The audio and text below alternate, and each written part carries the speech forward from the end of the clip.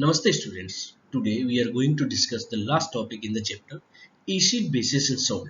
So let us discuss the today's topic, that is preparation and uses of plaster of Paris and water of crystallization. Okay, so let us come on to the today's.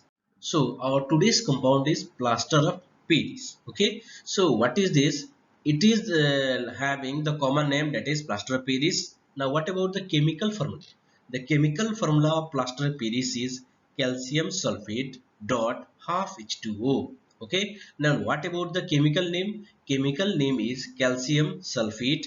Instead of half we will write Hemi, and instead of water we will write hydrate. So it is written as, or you can pronunciate as calcium sulfate Hemi hydrate. Now let us see how it is prepared. On heating gypsum, that is a salt of calcium sulfate dot 2H2O at 373 Kelvin or 100 degrees Celsius, it loses its water molecules and become plaster of Paris. In short, it is written as POP. Okay, so let us see the chemical reactions, how it is prepared. So what happened when the gypsum is heated, that is calcium sulfate dot 2H2O at about 373 Kelvin, or you can say 100 degrees Celsius, it will form plaster of Paris, that is calcium sulfate dot half H2O, and there is a removal of 3 by 2 molecules of water. Now what is the need of this fractional value? This fractional value is done in order to balance the chemical equation. Okay, now let us study about the properties of plaster of Paris. The first property is it is a white powder, that is very known that it is a white powder. So what happened? When the gypsum is heated above 393 Kelvin, or it is heated above 120 degrees Celsius, no water of crystallization is left and anhydrous calcium sulfate is obtained. This is known as your dead burnt plaster. So what happened? You will find that while heating the gypsum, you have to be careful, because as soon as the temperature rises above 120 degrees Celsius, the gypsum will change into dead burnt plaster, that is calcium anhydrous calcium sulfate, and this will not act like a plaster of Paris. So what happened when the plaster of Paris is mixed with water? It changes back to gypsum. So you see the reaction between decomposition of the gypsum and combination of reaction is directly opposite. You see calcium gypsum decomposes in the presence of heat to into plaster of Paris and water. But here you see plaster of Paris combined with the same amount of water and form gypsum, and there is a evolution of heat also. So this kind of reaction is exothermic in nature. Okay, so now let us come on to the uses of plaster of Paris. The first use is doctors use plaster of Paris for plastering fractured bones. Okay, so the people who are suffering from fractured bones, they are plastered by using this particular component, that is plaster of Paris. It is also used for making toys, material for decoration and models, because models or the substances which are made from plaster of Paris are durable. Okay, they are very strong. That's why they are used for making toys, decoration and models also. It is also used for making surfaces smooth and decorating walls and ceilings. Okay, next is it is used for making fireproofing of structure. Okay, the plaster of Paris is a fireproof, so it is used for covering those substances which are made to be fireproof.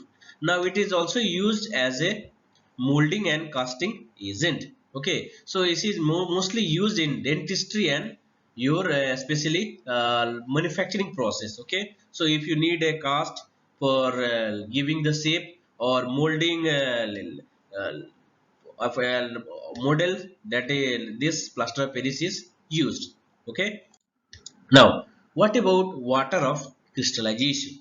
Okay, so what is a, it is a fixed number of water molecules present in one formula unit of salt. Okay, so basically water crystallization means number of water molecules present in a single molecule of or formula unit of a salt. For example, sodium carbonate dot 10H2. This is the formula of your big washing soda. It contains about 10 water molecules. Now we have a salt calcium sulfate dot 5H2O contain your 5 water molecules. Now what is the significance of this then 5 and 10 water molecules? So you see the water molecules are responsible for crystalline nature to the salt.